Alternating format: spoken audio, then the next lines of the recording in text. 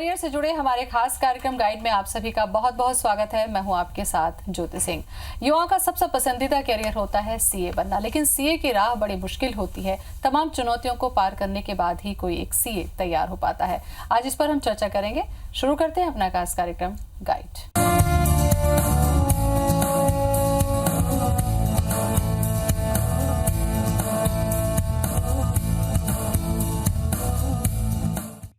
और इस पर चर्चा करने के लिए आज हमारे साथ खास मेहमान मौजूद हैं। उनका परिचय भी सबसे पहले मैं आपसे करा दूं। एक्सेल एजुकेशनल इंस्टीट्यूट के डायरेक्टर बीएल अग्रवाल हमारे साथ में मौजूद हैं। अग्रवाल जी, बहुत बहुत स्वागत है आपका। धन्यवाद। और इस प्रतियोगिता को सफलता से जो पार किए हैं बच्चे, वो दोनों हमारे साथ में हैं। मुस्कान हमारे साथ में। मुस्कान, आपका भी बहुत बहुत स्वागत है। और भ्रमर, आपका भी बहुत बहुत स्वागत है। और आप दोनों को सबसे पहले बहुत बहुत बधाई कि इतना अच्छा रैंक आप लोगों ने इसमें हासिल किया है। अग्रवाल सर, आपसे ही थोड़ी सी चर्चा को हम आगे बढ़ाएं। सीए की तैयारी जो होती है वो बच्चे समझते हैं कि बहुत आसान है और हमारा कॉमर्स का सब्जेक्ट है तो हम शायद बहुत आसानी से निकाल लेंगे। शुरुआत जब सीपीटी की करते हैं बच्चे, इसके लिए तैयारी में क्या खास बात आप लोग देखते हैं जब आपके पास बच्चे पहुंचते हैं? सीपीटी के लिए हम लोगों की क्लासेस, स्पेसिफिक क्लासेस लगती हैं।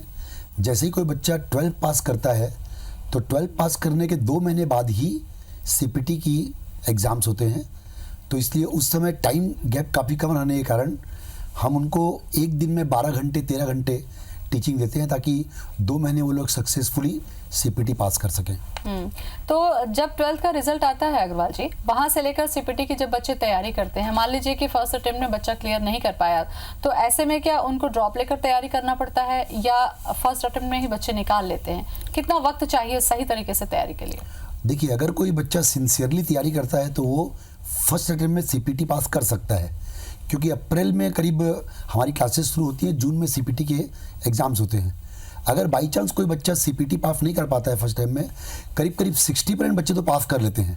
40% बच्चे जो पास नहीं कर पाते हैं, फिर दिसंबर में सीपीटी के एग्ज़ाम फिर होते हैं, तो उनके लिए बीच में उनको कोई ड्रॉप आउट लेना नहीं पड़ता। वो दिसंबर में समय मिल जाता है उनको, पर्याप्त समय उनको मिल जाता है।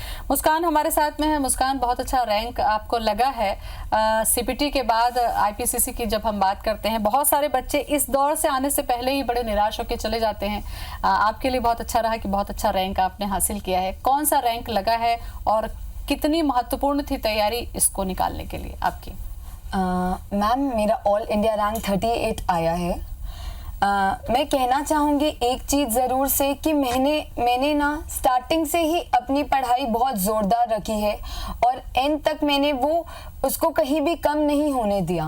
मेरे को जो लगा कि प्रिपरेशन लीव में पढ़ना सबसे ज़्यादा ज़रूरी होता है और बहुत डट के पढ़ना ज़रूरी होता है।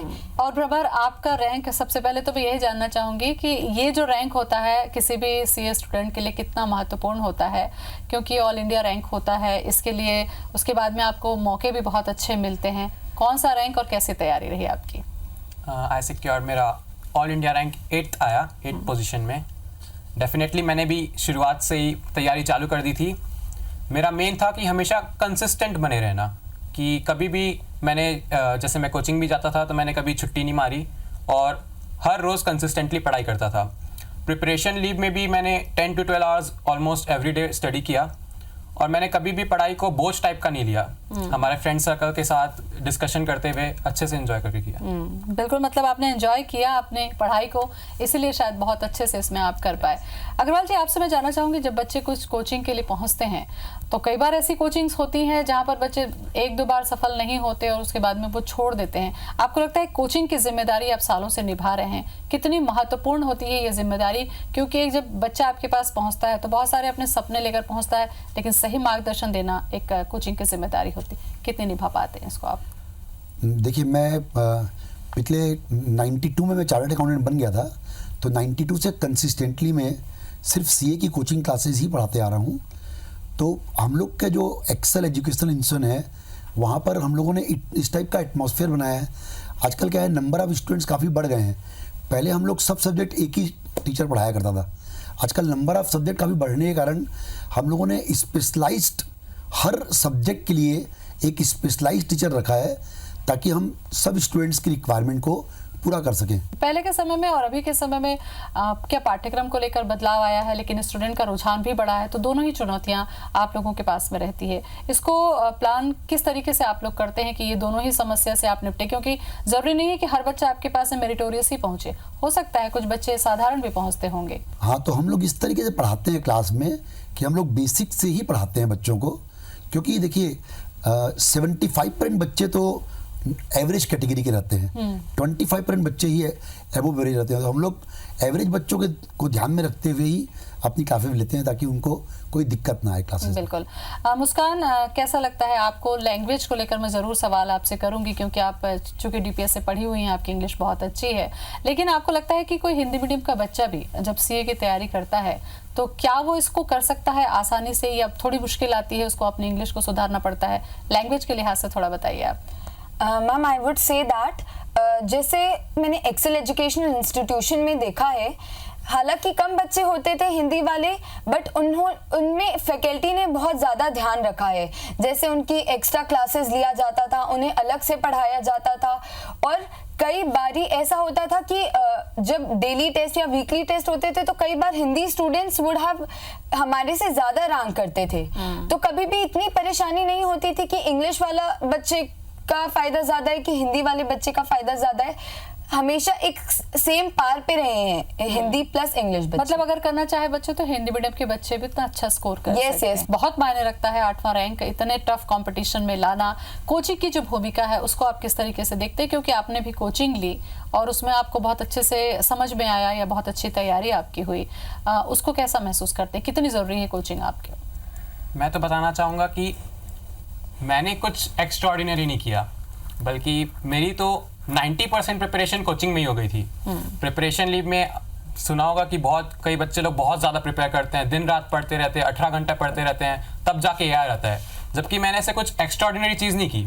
मैंने बस एक चीज़ ध्यान रखी कि मैं कोचिंग के टाइम पूरा कंसिस्टेंट था, और कोचिंग में इतनी अच्छी गाइडेंस मिली मुझे, और इतने अच्छे फैकल्टीज़ थे कि मेरी ऑलमोस्ट कोई चैप्टर चालू होता था तो उधर ही 100% कंप्लीट हो जाता था।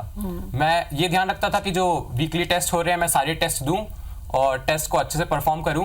तो मैंने कुछ एक्स्ट्राऑर्डिनरी नहीं किया, मैंने बस कोचिंग को फॉलो करते रहा और मेरा एआर आ गया। मतलब आपकी जो तैयारी थी वो बहुत अच्छे से कोचिंग पे ही प्लान थी, जिसको आपने पालन किया, तो शायद ये सफलता आपको मिल गई। बहुत अहम बात भ्रमर ने कही अग्रवाल जी कि आप कैसे आगे बढ़ेंगे, आपको किस समय पर क्या पढ़ना है, ये अगर कोई हमें गाइड कर देता है तो शायद हम बहुत आसानी से कर पाते हैं। आपको लगता है क्योंकि आपके पास में कॉमर्स से जुड़े बहुत सारे फील्ड हैं, बहुत सारी प्लानिंग आप लोग करते होंगे, तो कैसे इसको डिसाइड करते हैं, कैसे आप स्ट्रेटेजी बनाते हैं इसकी कि कब कौन से बच्चों के लिए कौन सी पढ़ाई है और कितना वक्त इसमें देना होगा? कौन से बच्चों के लिए कौन सी पढ़ाई है, ये उस पर्टिकुलर बच्चे के एटीट्यूड के ऊपर डिपेंड करता है, उसकी चॉइस के ऊपर डिपेंड करता है। जैसे चार्टर्ड अकाउंटेंसी है तो वो अकाउंटेंसी फील्ड में है, एक सीएस का कोर्स है, जो लीगल फील्ड में जाना चाहते हैं उनके लिए सीएस का कोर्स है, जो मैथमेटिकल फील्ड में जाना चाहते हैं उनके लिए सीएमए का कोर्स है। अभी कंपनी सेक्रेटरी के कोर्स की भी काफ़ी रुझान बढ़ते जा रहा है। तो हम पहले एक बार स्टूडेंट से बात करके ये देखते हैं कि उसका रुझान किस फील्ड में है, अकाउंटेंसी फील्ड में है कि लीगल फील्ड में है, तो उस हिसाब से हम लोग उनको प्लान देते हैं कि बिल्कुल। जैसा कि सीपीटी के बाद बच्चा इसमें प्रवेश कर जाता है और उसके बाद आईपीसीसी पहुंचते तक कई बार हम ये देखते हैं कि कई अटेम्प्ट में बच्चे दिए जा रहे हैं, सफलता नहीं मिल रही है। ऐसे में आपको लगता है कि बच्चों का मॉरल भी फिर डाउन होने लगता है अगर वो बार बार नहीं निकाल पाते हैं? क्या कोई समय सीमा है, या ऐसे जब बच्चे डिप्रेशन में आए या हताश हों उनके लिहाज से कुछ खास प्लानिंग करते हो जब वो बच्चे आप तक पहुँचे? जी हाँ, अगर कोई बच्चा अनसक्सेसफुल होता है तो हम लोग मतलब रिजल्ट के तुरंत बाद एक तो सेमिनार ऑर्गेनाइज करते हैं अनसक्सेसफुल बच्चों के लिए, और हमारा क्रैश कोर्स रहता है। क्रैश कोर्स की फैकल्टी हमारी बिल्कुल अलग है। तो क्रैश कोर्स हम लोगों ने इस टाइप का प्लान किया हुआ है कि अनसक्सेसफुल बच्चे अगर क्रैश कोर्स ज्वाइन कर लेते हैं ना, तो वो इमीडिएटली नेक्स्ट अटेम्प्ट में उनका पास हो ही जाता है। बिल्कुल। सीए की पढ़ाई टफ थोड़ी सी ज़रूर है, लेकिन अगर सही तरीके से पढ़ाई की जाए और पूरा डेडिकेशन दिखाया जाए तो मुझे लगता है सफलता ज़रूर मिलती है। कुछ और भी पहलू इसके हैं जिस पर हम चर्चा करेंगे। रुकेंगे छोटे से ब्रेक के लिए। ब्रेक के बाद स्वागत है आप सभी का हमारे खास कार्यक्रम गाइड में। मुस्कान, आपसे मैं जानना चाहूँगी, जब हम सीए की तैयारी करते हैं तो शुरुआती जब आपने इसमें कदम बढ़ाया होगा, जब आपने सीपीटी क्लियर की होगी, किन बातों को ध्यान में रखना चाहिए अगर आपको आईपीसीसी को सही मायने में फर्स्ट अटेम्प्ट में क्लियर करना है? जब मेरा सीपीटी क्लियर हुआ तब मुझे ये पता था कि मेरे dad of course CA BL Agarwal he will be there for me, वो मेरे साथ रहेंगे। उन्होंने मुझे पहले ही समझा दिया था कि मुस्कान तुमको आउटसाइड वर्ल्ड से थोड़ा कट ऑफ होना पड़ेगा, आपको कोचिंग अटेंड करनी पड़ेगी, शायद आप हल्के से फ्रस्ट्रेट हो जाओ बट आपको वो सब हैंडल करना सीखना पड़ेगा, आपको सिटिंग देनी पड़ेगी, आपको 11-12 घंटे लगातार पढ़ना पड़ेगा। लेकिन अगर आप वही चीज बहुत ही मजे लेकर पढ़ें और अपनी सब्जेक्ट्स की तरफ इंटरेस्ट दिखाएं तो आप आराम से कर सकते हैं। तो ये मैं कहना चाहूंगी कि मैंने ऐसे पढ़ा। बिल्कुल। अग्रवाल जी, ये तो बात हुई सीपीटी बच्चे जब क्लियर करते हैं उसके बाद में तैयारी की बात हुई, लेकिन जब बच्चे सीपीटी की तैयारी के लिए आपके पास में पहुंचते हैं तो क्या उस समय पर टाइम मैनेजमेंट है या पर्टिकुलर उस टाइम पे आपको सॉल्व करने की बातें हैं या उसका पैटर्न कैसा है, ये सब जानकारी है? तो ये सब जानकारी पढ़ाई के साथ साथ ही होती जाती है या इसको किस तरीके से आप लोग करते हैं? सीपीटी का पैटर्न अलग है और आईपीसी का पैटर्न अलग है। सीपीटी जो है वो ऑब्जेक्टिव पैटर्न में रहता है और आईपीसी सब्जेक्टिव पैटर्न में रहता है। तो सीपीटी की जो हमारी क्लासेस लगती है ना, उसमें तो हम लोग क्लास में ही इतने ज़्यादा ऑब्जेक्टिव बनवा देते हैं कि उसके बाद स्टूडेंट्स को अलग से घर में कुछ पढ़ना ही नहीं पड़ता है।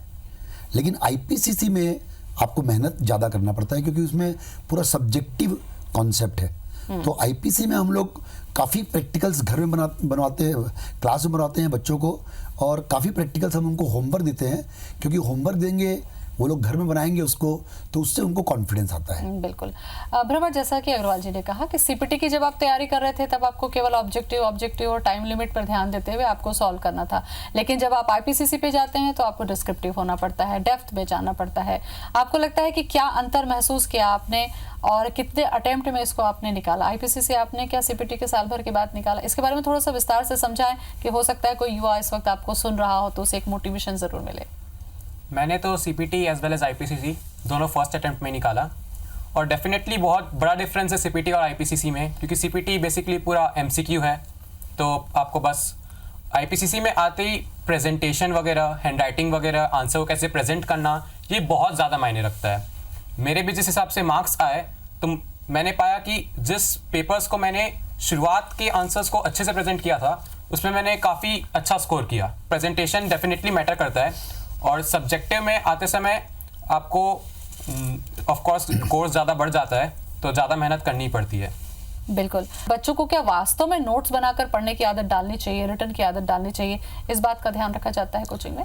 हमारी कोचिंग में हम लोग पूरे नोट्स अपने बना के उनको देते हैं, पूरे प्रैक्टिकल्स के भी, पूरे थ्योरी के भी नोट्स बना देते हैं, और साथ साथ बच्चों के हम लोग वीकली टेस्ट लेते हैं। तो वीकली टेस्ट से क्या होता है कि जो एक हफ्ते में बच्चे पढ़े हैं ना, उसको जैसे बोलते हैं कि इंस्टॉलमेंट में अगर आप कोई पेमेंट करते हो तो पेमेंट करना काफ़ी इजी होता है। तो जो फाइनल एग्जाम्स की तैयारी से पहले वीकली टेस्ट दे दे के बच्चे इतना यूज्ड हो जाते हैं कि उनको फाइनल एग्जाम्स में कुछ लगता ही नहीं है कि हम कुछ नया दे रहे हैं या कुछ अलग कर रहे हैं। तो हम लोग के जो वीकली टेस्ट होते हैं ना, they are the key to success to many students of Excel. बिल्कुल। बहुत सारे बच्चे हमने ऐसे देखे हैं, आपकी कोचिंग के नहीं, बहुत सारे बच्चे ऐसे हमने देखे हैं कि जो सीपीटी भी निकालते हैं, तैयारी भी बहुत अच्छे से करते हैं, इंटेलिजेंट भी रहते हैं, लेकिन वो क्लियर नहीं कर पाते। उसके पीछे कहीं क्या चूक आपने महसूस की कि हाँ यहाँ पर कमी होगी तो ये नहीं किया होगा बच्चा? कुछ ऐसे पॉइंट रहते हैं क्योंकि टफ तो है सीए पास निकालना। बिल्कुल, सीए पास करना आईपीसीसी स्पेशली सबसे ज़्यादा टफ आईपीसी है, क्योंकि सीए फाइनल के लिए भी आपको 3 साल का टाइम मिलता है बीच में। आईपीसीसी और सीपीटी के बीच में आपको सिर्फ 9 या 10 महीने मिलते हैं और काफ़ी ज़्यादा कोर्स है। तो इसमें बच्चों की तरफ से चूक सिर्फ यही होती है कि आपको एक, जैसे भ्रमर ने कहा, भ्रमर का आज तक मतलब छत्तीसगढ़ में आज तक 8th रैंक कोई नहीं लेके आया है। तो भ्रमर is top at this stage historically. तो जैसे भ्रमर ने कहा कि ये शुरू से लगातार डेली स्टडीज़ करता था, तो उसको प्रिपरेशन लीव में बहुत ज़्यादा मेहनत नहीं करना पड़ा। तो बच्चों को भी मैं यही एडवाइस दूंगा कि आप अगर डेली रेगुलर स्टडीज करेंगे ना क्लास के साथ साथ, तो आपको आईपीसी काफ़ी इजी पड़ेगा। बिल्कुल। आप अपने कोचिंग को लेकर मैं आपसे ज़रूर जानना चाहूँगी यहाँ पर कि ऑल इंडिया रैंक में आप हर बार अपने आप को कहाँ पाते हैं? ऑल इंडिया रैंक में इस बार हम लोगों ने 3 ऑल इंडिया रैंक लाए हैं। आज एक ऑल इंडिया रैंकर यहाँ नहीं आ सकी, पूनम पंसारी, क्योंकि उसका कहीं और कुछ प्रोग्राम था तो वो नहीं आ सकी। तो इस बार हम ऑल इंडिया रैंक 3 लेके आए हैं। और so far as overall result is concerned, normally जैसे ऑल ओवर इंडिया का रिजल्ट अगर 10 मिनट आता है ना, तो हमारे एक्सेल इंस्टीट्यूट का रिजल्ट 40 से 50 मिनट आता है, 4 to 5 टाइम्स।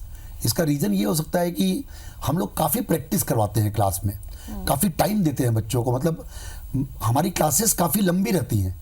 जैसे आप मुंबई में देखेंगे तो मुंबई में क्लासेस 3-4 घंटे की रहती हैं और हमारी क्लासेस 8-8 घंटे की रहती हैं, लेकिन उसका इम्पैक्ट हमारे रिजल्ट में दिखता है। वहाँ का रिजल्ट 5-6 मिनट आता है, हमारा रिजल्ट 40 मिनट आता है। तो क्लासेस में हम लोग क्वांटिटी और क्वालिटी दोनों देते हैं, इस वजह से we maintain a good track record right from the beginning. बिल्कुल, कुछ और भी ऐसे पहलू हैं जिस पर हम चर्चा करेंगे और आपको जानकारी देंगे, लेकिन इस ब्रेक के बाद। ब्रेक के बाद स्वागत है आप सभी का हमारे खास कार्यक्रम गाइड में। और अब हमारे साथ एक और खास मेहमान जुड़ चुके हैं। प्राचुर्य इनका नाम है। आंखों से बचपन से देख नहीं पाते, लेकिन सबसे बड़ी बात है कि इतने टफ कंपटीशन में इन्होंने इंडिया पर रैंक हासिल किया है, इंडिया स्टैंडर्ड पर। प्राचुर्य, सबसे पहले तो बहुत बहुत स्वागत है आपका हमारे इस खास कार्यक्रम में। Thank you so much. प्राचुर्य, ये जो सीए की तैयारी थी, क्योंकि सीए जो है अभी तक हम समझते हैं युवाओं के लिए बड़ा टफ माना जाता है, बच्चे कई बार अटेम्प्ट करते हैं, वो इसको निकाल नहीं पाते। ऐसे में आपने ये राह क्यों चुनी और ये सफलता कैसे देखते हैं आप? एक्चुअली एक चीज़ को अप्रोच करने के लिए लाइक 2 तरीका होता है। एक, आप ये समझ सकते हो कि this is tough, this is hard and ऐसे हर तरह के सिनोनिमस वर्ड आप इसके लिए यूज़ कर सकते हो। बट दूसरा वे होता है कि आप इसको एक चैलेंज की तरह ट्रीट करो। दिस इज़ ए चैलेंज, और मैंने ये चैलेंज को एक्सेप्ट किया, और जब मैंने CPT दिया उसके बाद there was no looking back. मुझे करना था तो मैंने किया। तैयारी के समय जब आपने कोचिंग ज्वाइन की, एक्सेल कोचिंग, क्या कभी कोई दिक्कत आई या किस तरीके से कॉपरेशन मिला कोचिंग से आपको, ये जरूर बताइए, क्योंकि आपकी इस बात से हो सकता है बहुत सारे युवा जो आपको देख रहे हैं उनको भी जानकारी मिले। बिल्कुल। जब मैंने पहले ज्वाइन किया एक्सेल, आई वाज नर्वस, पर जब क्लासेस मैंने अटेंड करनी शुरू की, BL सर थे, और जब मैंने मेरी प्रॉब्लम के बारे में सर के साथ डिस्कस किया, सर पूरा क्वेश्चन को, पूरा लंबा क्वेश्चंस होते हैं, और सर पूरा क्वेश्चन पढ़ लेते थे मेरे लिए, और मैं उसको सॉल्व करता था सबके साथ, और मेरे फ्रेंड्स ने भी बहुत हेल्प किया। तो it was a challenge, but I could do it. बिल्कुल, बहुत अच्छी बात है। अग्रवाल जी, इन्होंने तो इस चैलेंज को स्वीकार किया और उसने करके भी दिखाया। ये बच्चा जब आपके पास पहुंचा रहा होगा तो ये शायद आपकी कोचिंग के लिए भी पहला मौका था, जब आपको अतिरिक्त तैयारी में कहूँ तो गलत नहीं होगा, थोड़ा सा एक्स्ट्रा टेंशन देना पड़ेगा आपको। ऐसे में कैसे आप लोगों ने इसको हैंडल किया, और एक मिसाल भी अब है ये? हाँ, देखिए, ये मतलब हमको डे 1 में ही मालूम चल गया था कि ये लड़का एक्स्ट्रा ऑर्डिनरी लड़का है। मतलब 300 बच्चे क्लास में बैठे रहते थे, और मैं अगर कोई क्वेश्चन पूछता था ना, जैसे कॉस्ट अकाउंट्स पढ़ा रहा हूँ मैं और कोई क्वेश्चन पूछ रहा हूँ, तो सबसे पहले हाथ इसका उठता था आंसर देने के लिए। तो ये शुरू से एक्स्ट्रा ऑर्डिनरी था। हम लोगों का खाली एफर्ट्स यही रहा कि जैसा इन्होंने बताया कि हम इनको पूरा क्वेश्चन एक्सप्लेन कर देते थे, और क्वेश्चन एक्सप्लेन करने के बाद ये अपना कंप्यूटर में उसका आंसर सॉल्व करते रहते थे। क्योंकि IPCC, जैसा कि अभी थोड़ी देर पहले आपने बताया, काफ़ी डेप्थ में जाना पड़ता है, डिस्क्रिप्टिव होता है। ऐसे में फिर क्या पढ़ाने में या इनको लिखने में कोई प्रॉब्लम हुई अग्रवाल जी? नहीं, इनके लिए तो एक दूसरी लैंग्वेज अवेलेबल थी वहाँ पर। सबसे इम्पोर्टेंट बात है इनका जज्बा। इनके जज्बे से दूसरे लोगों को ये सीखना चाहिए कि अगर अपने में एक करेज हो, अपने में अगर हिम्मत हो, तो अपन लोग कोई भी चीज़ फोड़ सकते हैं, तो आसानी के साथ कर सकते हैं। प्राचुर्य, अब आप क्या सोचते हैं, क्योंकि ये जो सफलता है, अब CA फाइनल आपको करना है, उसके बाद एक पूरा जीवन लंबा करियर आपके पास में है, क्या कुछ प्लानिंग आपने की है, और अब आगे की 3 साल की पढ़ाई तैयारी कैसे होगी? जी, एक्चुअली मैं ये बताने से पहले थोड़ा ये बताना चाहता हूँ कि एक्चुअली मैं CA से पहले चेस खेलता था, and I am an international chess player. मैं यूरोप भी जाके आ चुका हूँ एक बार चेस के लिए। तो एक्चुअली चेस एक चैलेंजिंग गेम होता है, उसमें दिमाग बहुत लगता है, और उसने मुझे बहुत हेल्प किया कि मैं चीज़ों को मेमोराइज कर सकूं और एनालाइज कर सकूं, जो कि बहुत इंपॉर्टेंट होता है अकाउंट्स, कॉस्टिंग और टैक्स वगैरह में। अच्छा, इंटरनेशनल चेस प्लेयर आप हैं, चेस जब खेलते हैं तो क्या उसमें कुछ स्पेशल तरीके से चेस खेला जाता है, या कैसे इसको आपने किया, इसके बारे में थोड़ा सा ज़रूर आप हमारे दर्शकों को बताएं। जी बिल्कुल। चेस खेलने के लिए कोई स्पेशल रूल नहीं होता हमारे लिए, बस ये होता है कि हमारा जो बोर्ड रहता है वो थोड़ा ब्लाइंड फ्रेंडली रहता है, वो स्पेशली डिजाइंड होता है ब्लाइंड लोगों के लिए। अच्छा। उसमें क्या होता है, वो टच करने से वो पीसेस नहीं गिर जाते, बस और उसको ब्लैक कलर के पीसेस में ऊपर एक पिन रहता है कि वी कुड रिकॉग्नाइज कौन सा वाइट है कौन सा ब्लैक है, और ब्लैक स्क्वायर थोड़ा रेज्ड होते हैं। That's all. बिल्कुल, तो उस हिसाब से आपके लिए प्लान किया गया था जिसमें आपने सफलता पाई। बिल्कुल। और एक्चुअली हम खेलते जो हैं वो बस ब्लाइंड लोगों के साथ नहीं, हम जनरल लोगों के साथ भी खेलते हैं। और मेरा जो मुझे जो इंटरनेशनल रेटिंग मिलता है वो साइटेड टूर्नामेंट खेल के मिला है। बिल्कुल, साइटेड लोगों के साथ खेलकर मिला है। चलिए, बहुत बहुत बधाई हो आपको इसके लिए भी। अग्रवाल जी, अब आपके सामने चूंकि प्राचार्य एक मिसाल के रूप में है, तो आपको लगता है कि प्राचार्य जैसे और भी अगर बच्चे हैं तो उसके लिए भी आपकी कोचिंग में कुछ स्पेशल इंतजाम होना चाहिए, या आप लोग स्पेशल ट्रीट करते हैं? करीब 2 साल पहले जो है काटाबांजी से एक लड़की आई थी, सारिका नाम था उनका। वो उनको पोलियो के कारण सी कुडंट रन और सी कुडंट वॉक, तो उनको भी हमने एफए ट्रीटमेंट दिया था। और आपको जान के खुशी होगी कि वो आज आईएएस ऑफिसर है। चार्टर्ड अकाउंटेंट तो बनी चुकी है वो, और उसके बाद उन्होंने आईएएस के एग्जाम दिए तो आईएएस भी पास कर लिया उन्होंने। प्राचार्य, मैं आपसे चाहूंगी क्योंकि अब समय हमारे पास में कम है, प्रोग्राम हमको खत्म करना है, कुछ मैसेज आप देना चाहें उन युवाओं के लिए जो 1-2 बार एग्जाम देने के बाद में निराश हो जाते हैं, उनके मोटिवेशन के लिए, उनके जीवन के जज्बे के लिए कुछ 2 शब्द आप जरूर कहिए। मैं सबसे बस यही कहना चाहता हूँ कि आपका जो ड्रीम है आप उससे कॉम्प्रोमाइज़ कभी मत कीजिए। आप अपने राह पे चलते जाइए। एक्सेल जैसी इंस्टीट्यूट और बीएल सर जैसे लोग आपके ज़िंदगी में ज़रूर आएंगे और आपको भी ऐसे ऊंचाई मिल जाएगी। बिल्कुल। तो अग्रवाल जी, बहुत अच्छा कॉम्प्लीमेंट दिया प्राचार्य ने आपके लिए, वक्त आपने हमें दिया, बहुत बहुत धन्यवाद। प्राचार्य आपका भी बहुत बहुत धन्यवाद। भ्रमर आपका भी बहुत बहुत धन्यवाद। सीए की राह मुश्किल ज़रूर है, लेकिन अगर आप में जज्बा है और थोड़ी मेहनत आप सिंसियरली करते हैं तो सफलता ज़रूर मिलती है। फिलहाल मुझे दें इजाज़त, नमस्कार।